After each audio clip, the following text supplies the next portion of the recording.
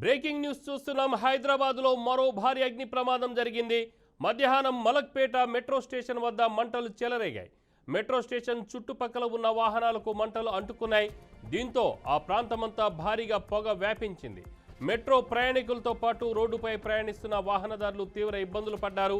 5 బైకులు పూర్తిగా దగ్ధమయ్యాయి. విషయం తెలుసుకున్న అగ్నిమాపక సిబ్బంది వెంటనే ఘటనా స్థలానికి చేరుకొని మంటలను అదుపు చేశారు. ప్రమాదానికి సంబంధించిన పూర్తి వివరాలు తెలియాల్సి ఉంది.